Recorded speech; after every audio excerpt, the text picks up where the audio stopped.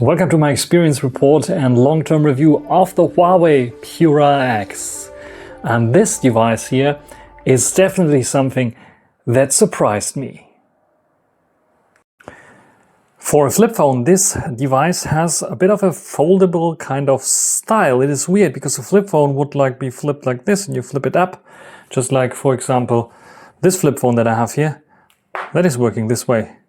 But this one here is definitely different because this one here flips out like a book, but then you have to move it over. So this is one of the biggest design changes that you probably saw already about the Pura X. And this is one thing that I like the most about the Pura X. Its form factor is so ideal.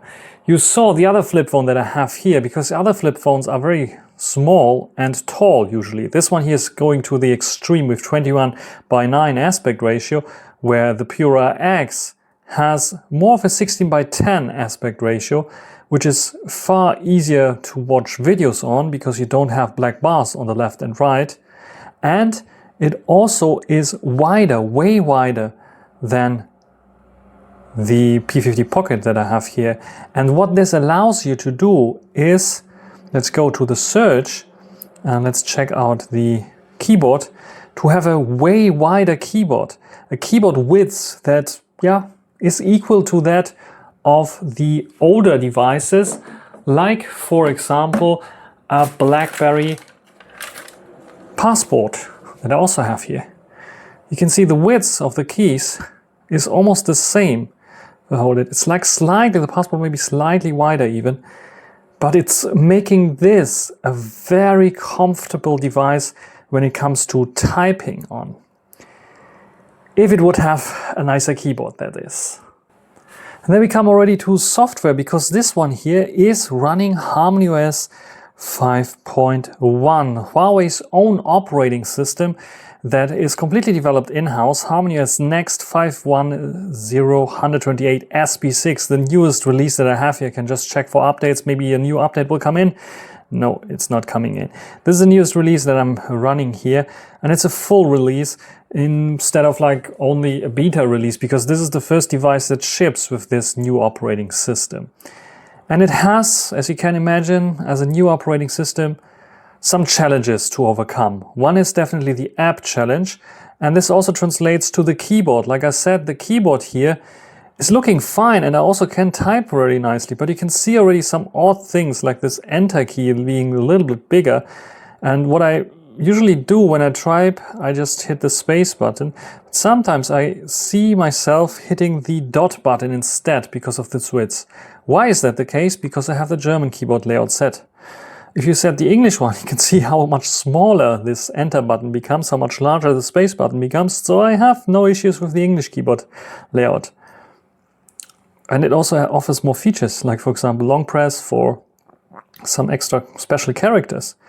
But swiping up to enter extra characters is not possible, which is also a little bit of a bummer, because the Chinese version of the keyboard layout allows me to do so. So I can enter numbers just by swiping up, or extra special characters just by swiping up, which is not possible on the English keyboard. And some other features are in here that are not available in different keyboard layouts. Like for example, the German one doesn't have any special characters, so I have to go into here and then choose the special character. I can press and hold, and then I have the possibility to move around, but I don't have like press and hold to choose special character, which is a bit of a bummer. So yes, this keyboard has some limitations. Maybe I will do an extra video just regarding the keyboard, because it also has some very nice special features, just like a possibility to just input via scanning.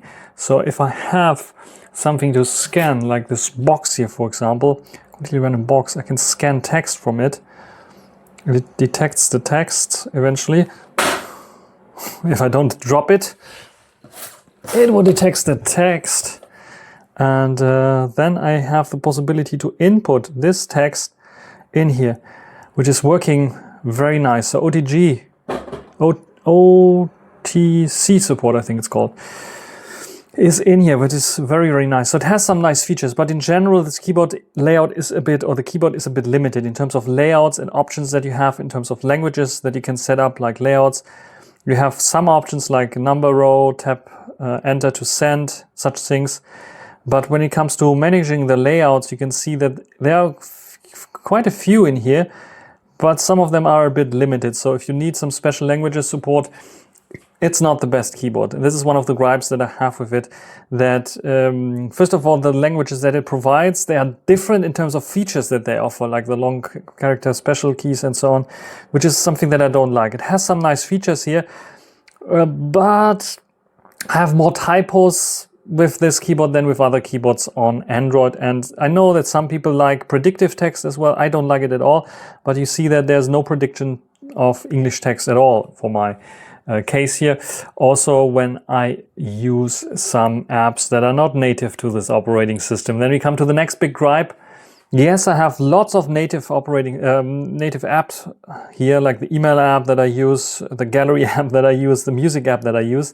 But some of them, like the music app requires a Huawei account registered in China with a Chinese ID number. So keep that in mind. This is a very nice operating system, very fluid, with animation speed beyond your expectation. The most fluid operating system when it comes to, and why I like it so much, because it feels so fluid, so snappy. This is how a mobile operating system should feel in 2025.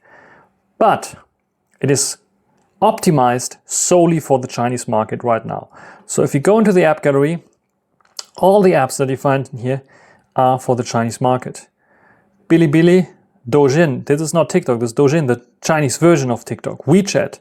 Even if I have them installed, and I have WeChat also on the global world, there is WeChat available. If I go in here and want to register my phone number, it's not possible, because only China, then I think Hong Kong and Macau are supported here, maybe Taiwan as well.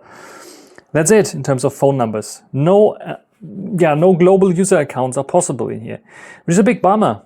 And applications, if you search for Instagram, for example, you will not find in this app gallery.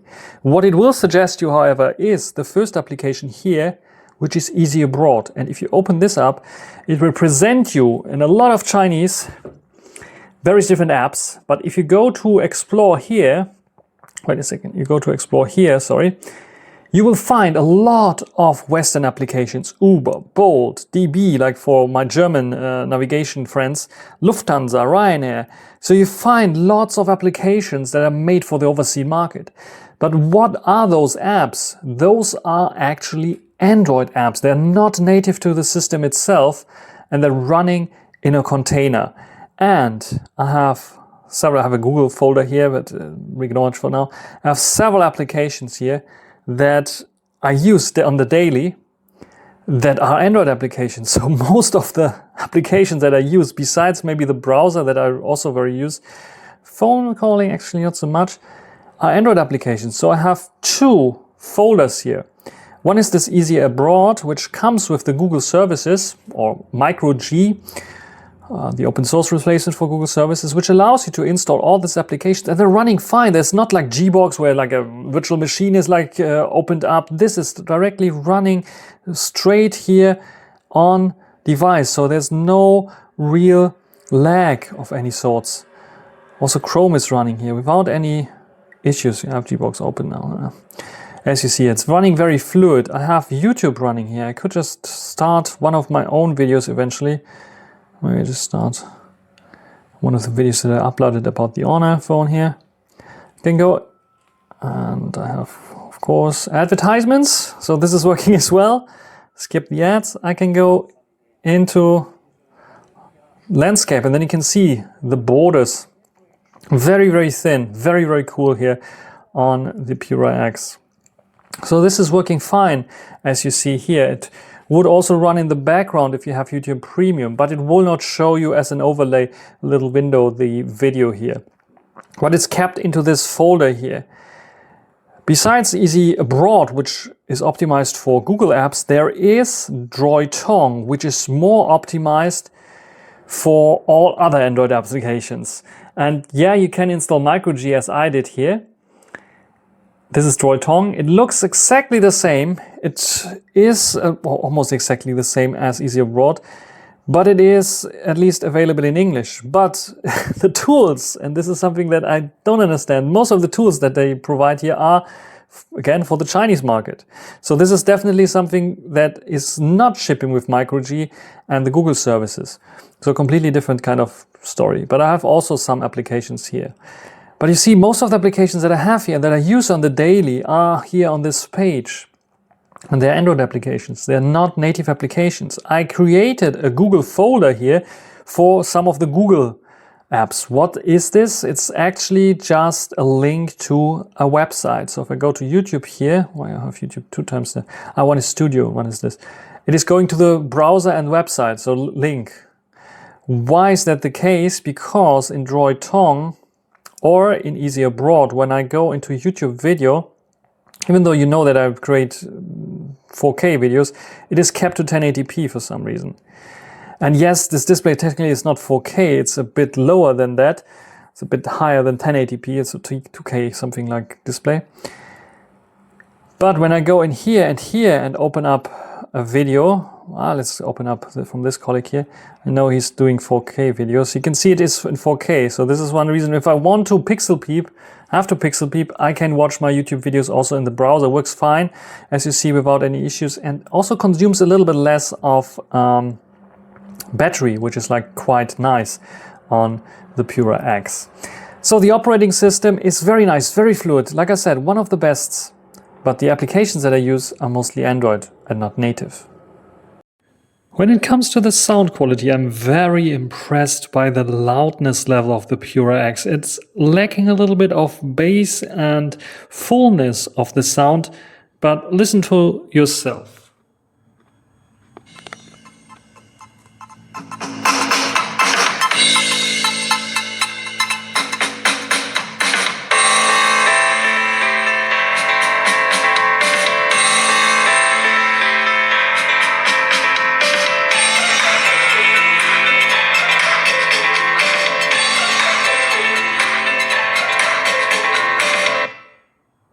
For such a thin device, definitely very loud. There are some things that on first glance are too China specific, like Celia Assistant. Ever heard of it? I was not so fond of it on HarmonyOS 4 or my Ocean Eye 12 and 13 times. But now here on the Pura X and HarmonyOS 5.1, it is becoming quite a powerhouse, especially with DeepSeek R1, which invites you to conversations just like this one here, if you're interested in this one. And it gives you also, like in this case, the explanation of what I wanted to do, what I'm asking, and how it is coming to the solution, which is quite nice, and give me nice lists here. And this is DeepSeek R1, but if I want to, I can also rely on Celia on certain things. And I have the ability to talk to it and to not only ask for weather, but even more complex things, which is quite interesting and refreshing how good this is. And the integration into the system is quite nice as well. So if I'm in my photos in here, and let's go, for example, to, where do we go? To this here, this picture, and I can just ask Celia, just a second, ask Celia, which kind of character from anime is displayed on this wallpaper here?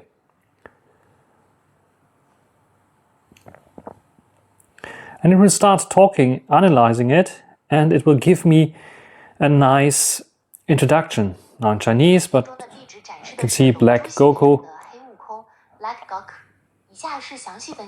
Can you tell me this in English? And this is something that I have to use sometimes. Sometimes I have to tell it, can you tell me in English which character is displayed here on this wallpaper? And then it will start giving me the answer in English, hopefully. The character depicted in the wallpaper is Black Go from the anime series. As you can see, very, very useful. and very, very helpful in certain occasions. But you sometimes have to ask it to tell you things or answer in English, or after it answered in Chinese, you ask it to translate it to English. Otherwise, I'm falling more and more in love with the Celia Assistant as I discover more and more things that I can do with it to make my life a bit easier.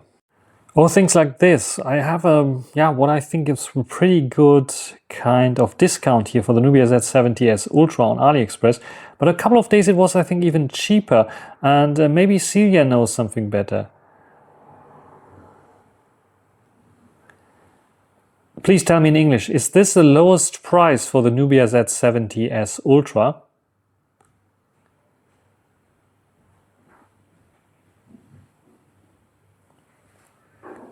To determine if the price you're seeing is the lowest for the Nubia Z70S Ultra, I've reviewed recent offers for this model. The Nubia Z70's Ultra has several versions, and prices vary depending on the storage capacity, e.g.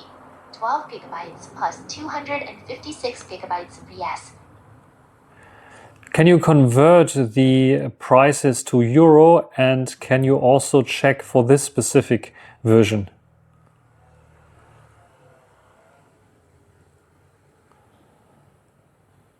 Certainly. To provide you with accurate information, I'll first clarify the specific version of the Nubia Z70S Ultra we're discussing. Based on our previous conversation and available data, the 12 GB plus 256 GB version is currently the most competitively priced. The lowest price for this model was found to be $3. Another cool feature that I really like is AI Live app. Not for getting my headphones connected, but because it has the scenes option.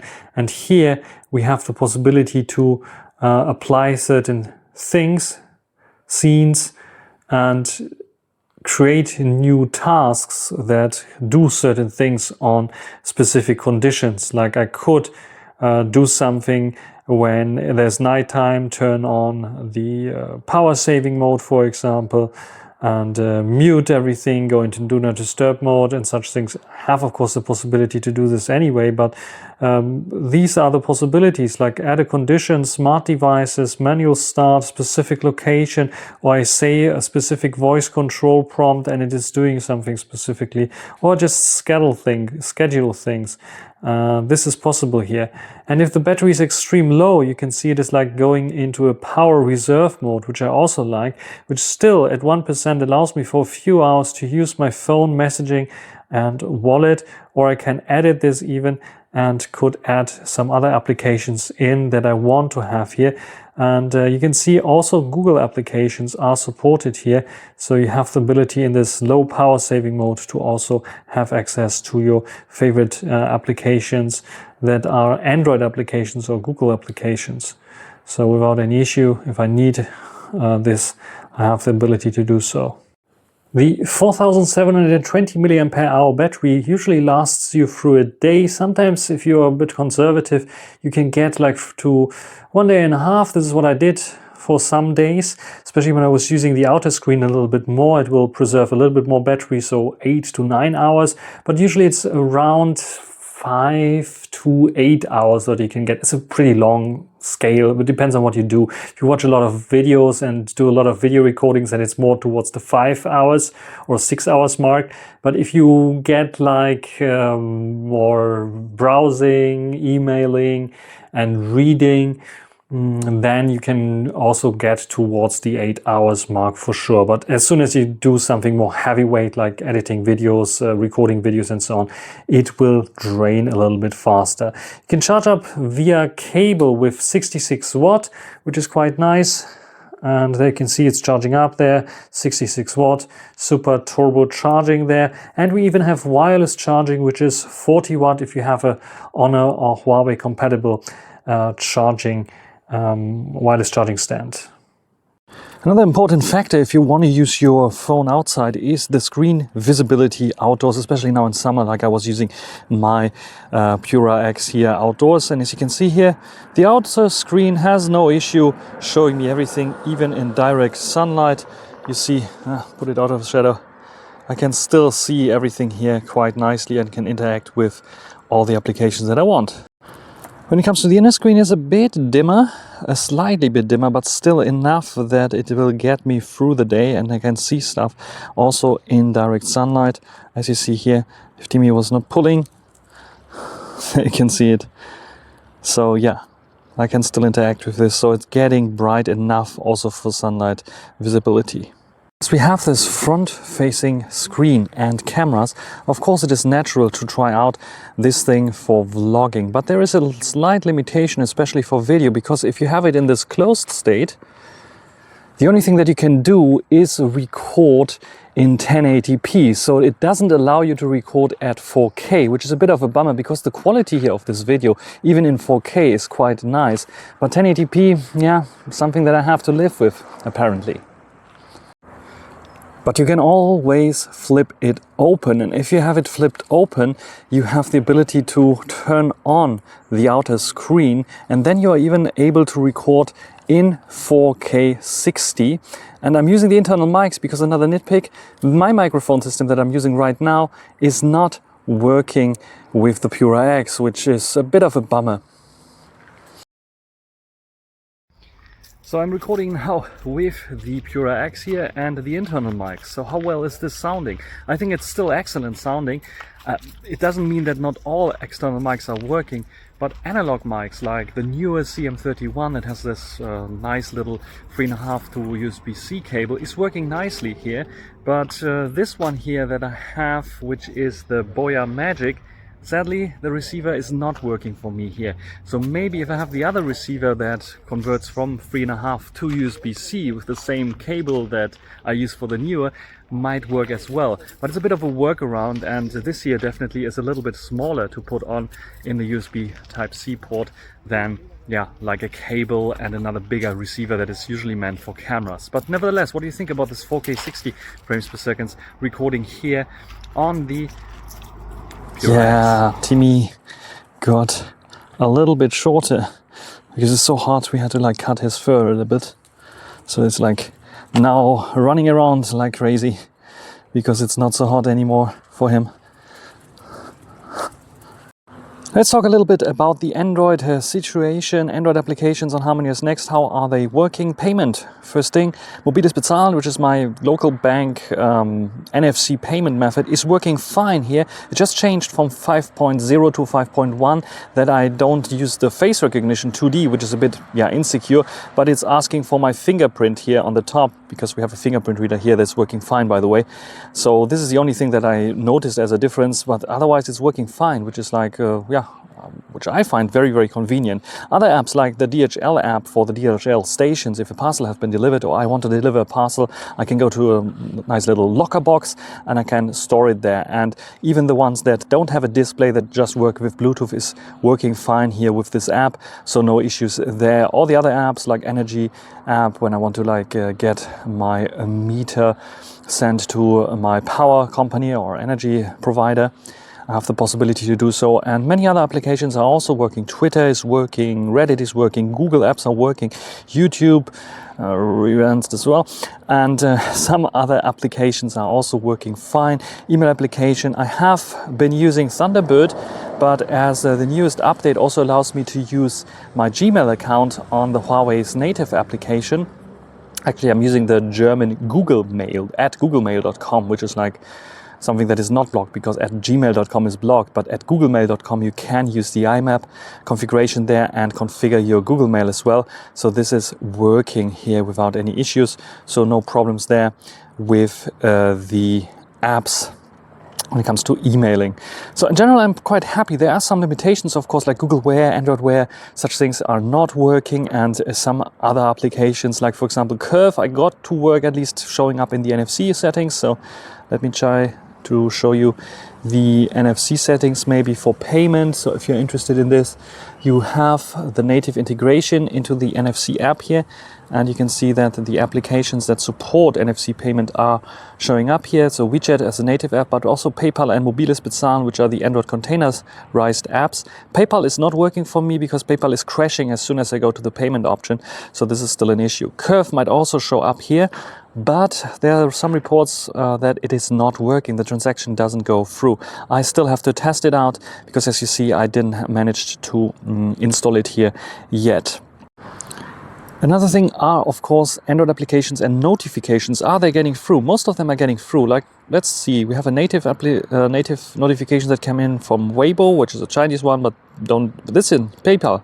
I paid something like for some kind of lottery. You can see, so the PayPal notification went through. PayPal is a non-native app, it's an Android application, so I get this notification here. Can dismiss notifications just like the usual thing. Telegram is also coming through, but you can see here X, I have a notification there, but it's not showing. LinkedIn, I already have swiped it away, but Twitter, for whatever reason, since a few updates, is not showing any notifications anymore, even though notifications are turned on for this. By the way, if you install one of those Android applications, when on the first start it's asking you to activate notifications, and most of them are working. Telegram is a bit weird because Telegram only shows you there is a new notification as a banner, but it's not showing you the notification, the message itself, or from whom it's sent. So you have to click on it and then it jumps directly into the message, which is a bit of a cumbersome thing, but nevertheless, it is working, that you know that there is a notification. And also the synchronization, I told you a little bit about Huawei Health maybe. So this is my sleep pattern. Not so great with sleeping here. But let's go back. No, let's go back out of here. I have a device connected, my Huawei Watch 3, I have connected. I have a Chinese account here, and my Huawei Watch 3 is working fine. And all the notifications that I get on the phone are also like synced up in here. I don't have the possibility to answer notifications, just like I said, WhatsApp or other might show up. WhatsApp is actually showing up also the message, in contrast to Telegram, but it's not able to, you're not able to answer from the watch, which is something that I think on HarmonyOS 4.3 they solved already, or 4.2. On HarmonyOS 5 here, on the Pura X, it's not working currently. But at least I get the notifications. I can then open up the phone and then see what's going on. The other limitation that I have is like the cover screen here, the outer screen is not showing any Android applications. So if I have it running here, you can see I don't have any Android applications. So what I can do is, or what I usually do is like go to, if I want to look at Mastodon or Twitter or something like this, I go into my browser and just call it from here. And usually the web interface is working fine as well. Same goes for YouTube. I can watch videos here on YouTube quite fine with this as well.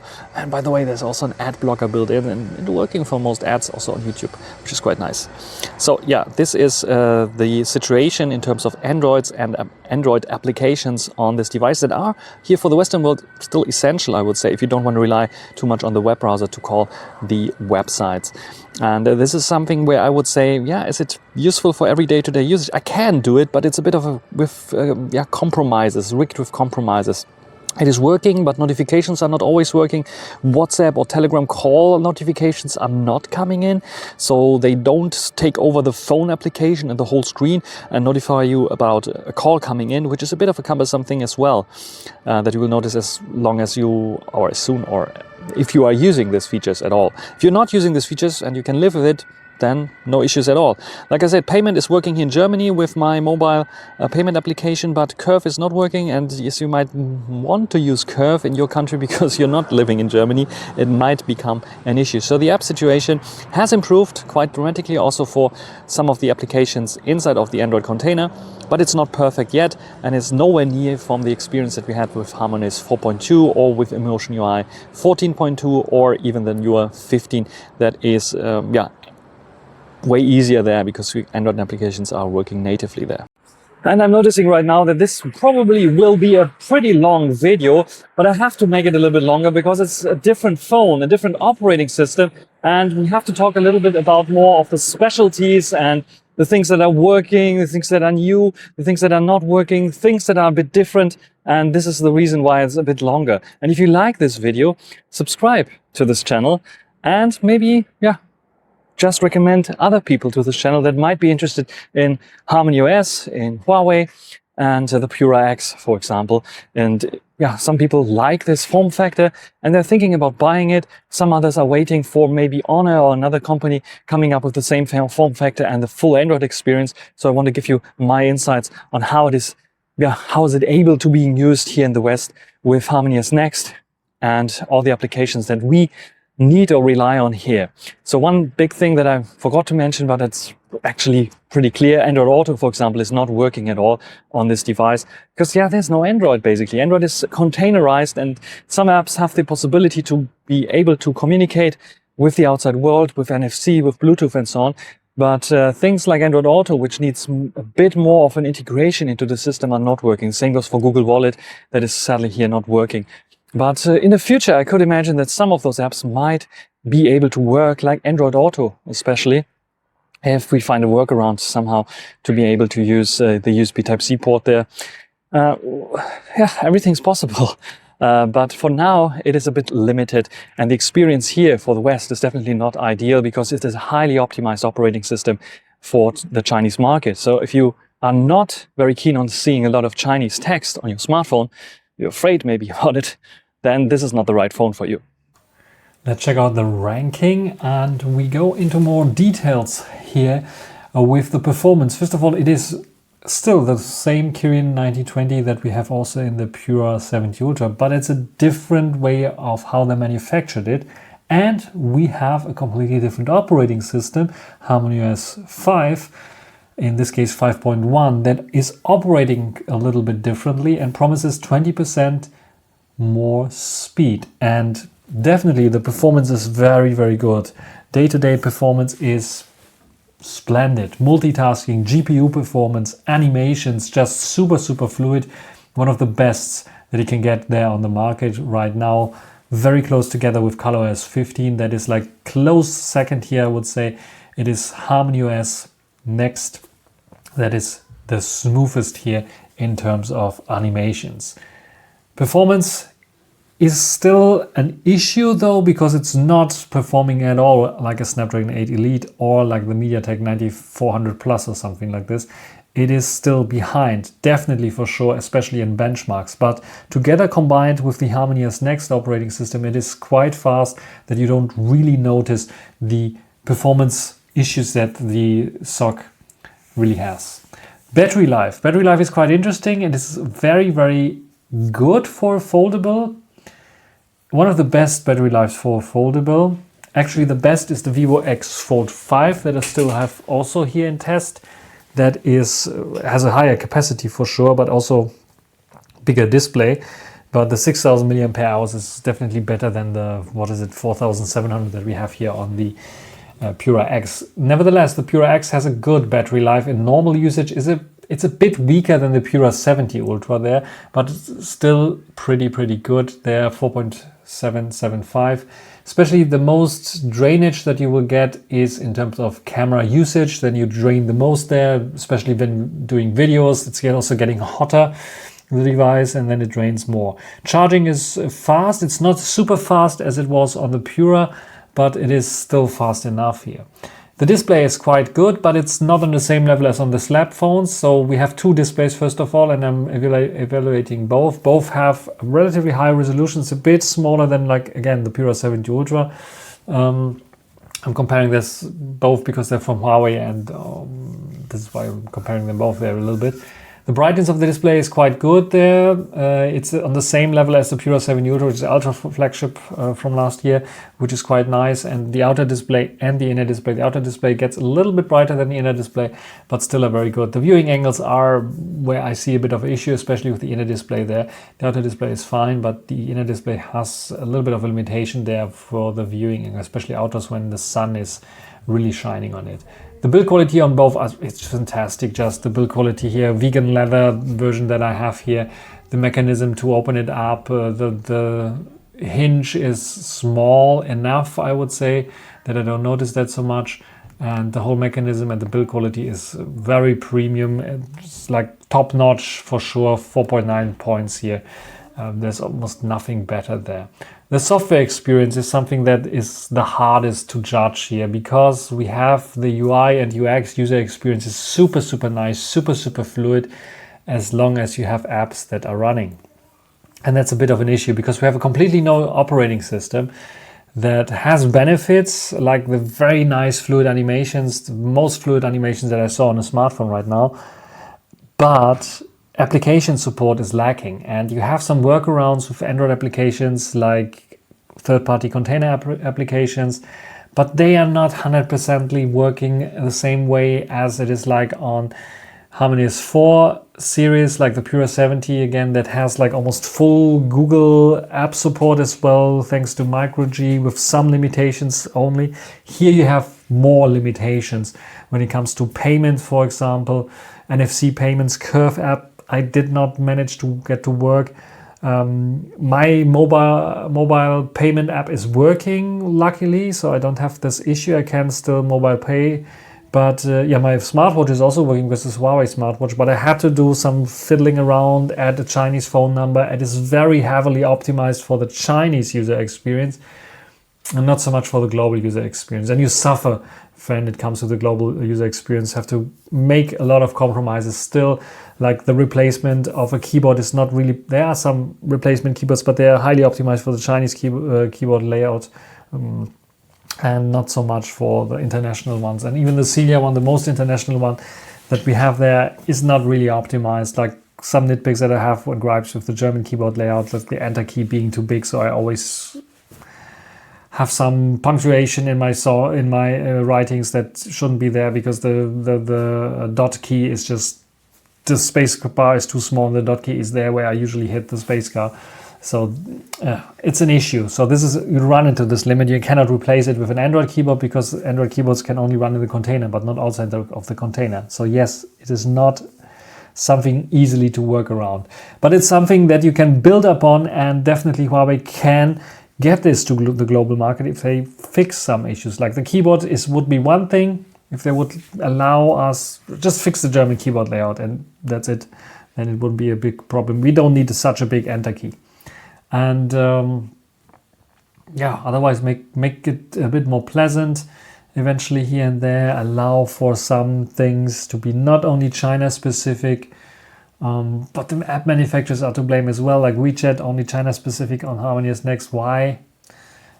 It's a limited software experience, sadly, for global users. For Chinese users, it's a lot better, but it's also not on par with what we have with HarmonyOS 4.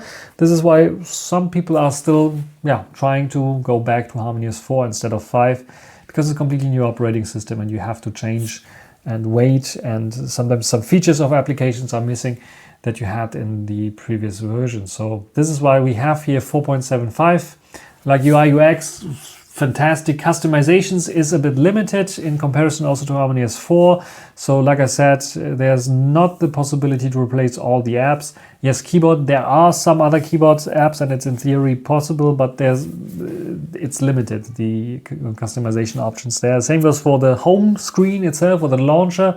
You cannot change it. It's probably won't be able to change. It is like one fixed home launcher and that's it. And some other things that are currently limitations definitely will be explored more, will allow you to do a little bit more. Like for example, I like to use my Huawei FreeBuds Pro 4 as wireless microphones. That works with my Pura 70 Ultra running HarmonyOS 4.2. But on HarmonyOS 5 it is not possible because this higher Bluetooth recording feature is not available on HarmonyOS 5 right now. The camera performance is good, it's solid, one of the best camera performances on a foldable, even beating the Vivo X Fold 5 in my opinion. It's 4.373 points there, so if you're interested in this, there's like a comparison also with the X Fold 5 where I talk a little bit more about that.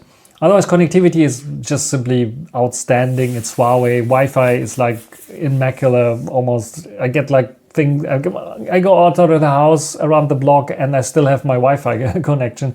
It's like every other phone is like, besides another Huawei phone, is like losing the connection and not being able to, or showing a connection but not being able to load any website. This one is just still going, and yeah, it's doing some trickery probably with accelerating, like using some mobile data sometimes as well. But I went sometimes outside without mobile data completely and it still was capturing the Wi-Fi, capturing Wi-Fi, and then loaded a bit slow, but it was still loading. Bluetooth is fantastic there as well. Same goes for GPS and the cellular connection. Cellular connection is pretty strong here as well. Especially as I have the Chinese version, or there's only Chinese version. I can even get 5G connection here, but it's not showing as 5G, but I definitely get them. Bluetooth is strong as well, like I said, but GPS sometimes it worked fine for navigation, but I think it's a tad weaker than on the Pura 70 Ultra, let's say it like this. Storage, size, speed and expandability. There's no expandability option anymore. Huawei's own NM format is ditched already since a few generations, so we don't have it here as well. So you have to live with what you have, but the speeds are excellent here. So you get like very, very fast internal storage speeds. Audio and haptics is quite interesting because I think the speaker is a bit weaker here on the Pura X in comparison to the Pura 70 Ultra. The Pura 70 Ultra has a bit more stronger highs and a stronger volume actually.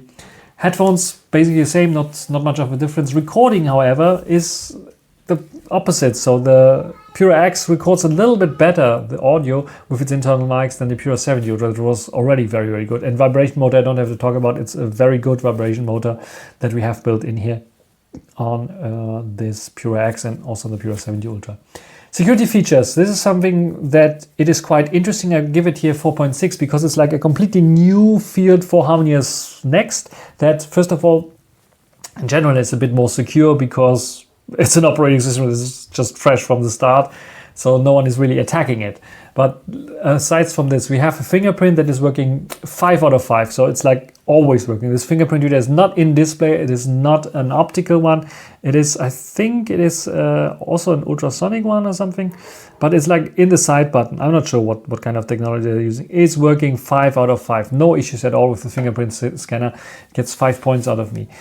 Face recognition is also working, but it's on par with the Pura 70 Ultra. There's not much of a difference between those two. It's like working even in the dark. It's working if I have them flipped open. It's working with the internal camera, even in like a bit darker conditions. And it's also working on the outer camera without issues. Outer camera even easier because like larger camera module that you can use there.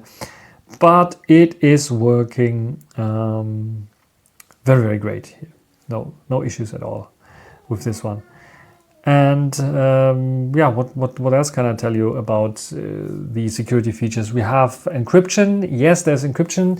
The whole system is encrypted and everything is very similar to Android, but a bit more advanced in terms of encryption. So the whole file system is encrypted as well. It is not like an extra put onto the file system. It is like a file system with encryption built in, and security patches are rolled out relatively regularly.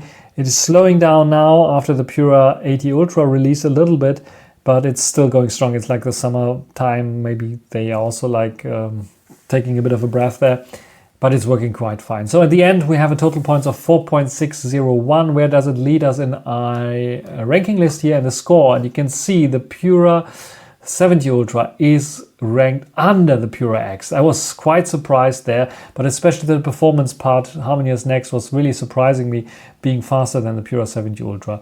The battery life being slightly weaker than the Pura 70 Ultra. This is why I was comparing them, by the way. The display slightly worse than the Pura 70 Ultra. Build quality, however, both very, very good.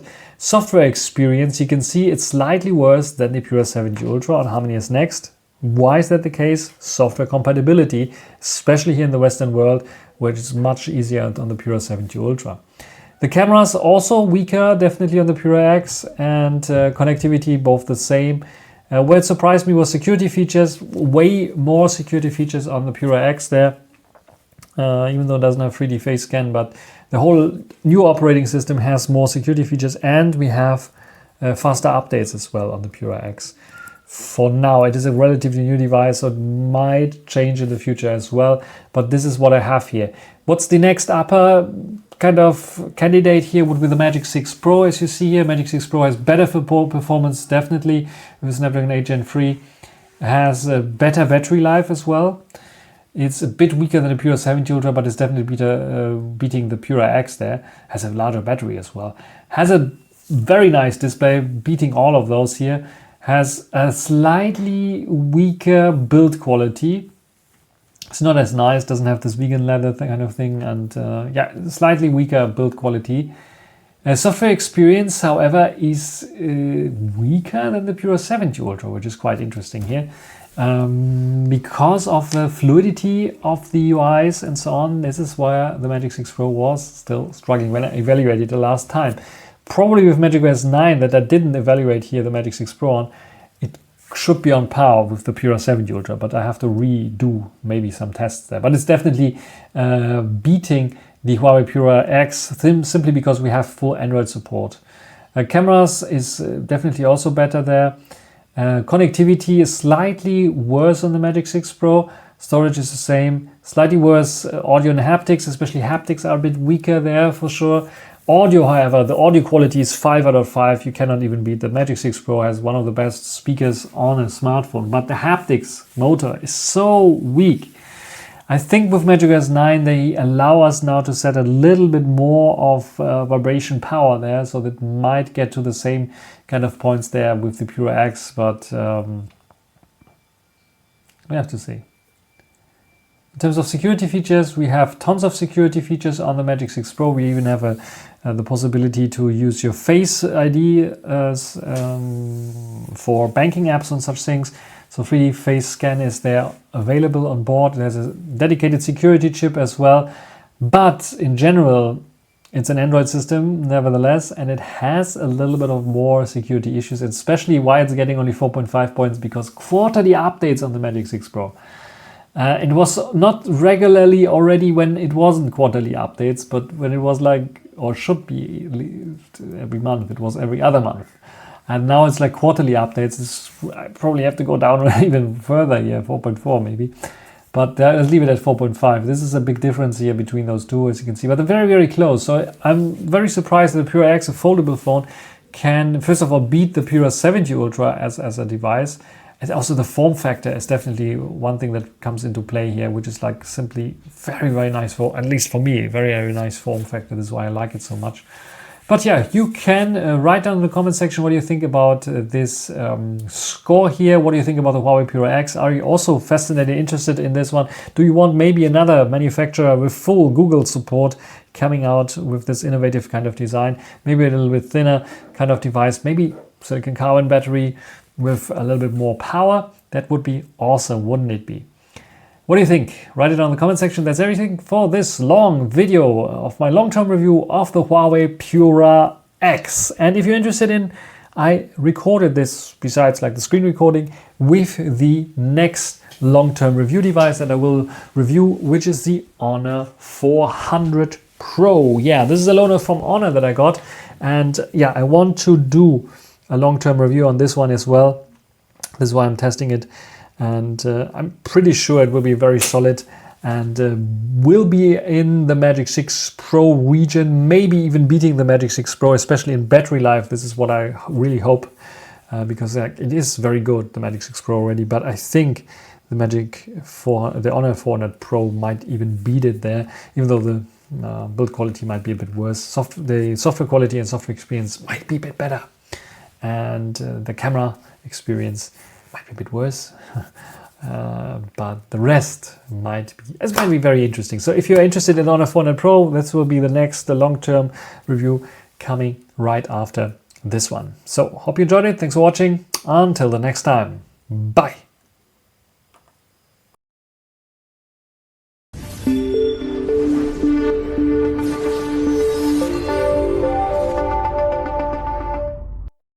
Yeah, and I'm cutting this here on the Honor 400 Pro right now. You can see it here attached with a cable because it doesn't give you the Bluetooth delay that you usually have. And I have some headphones here also presented to you once, the COS, what is that, KPH40, I think.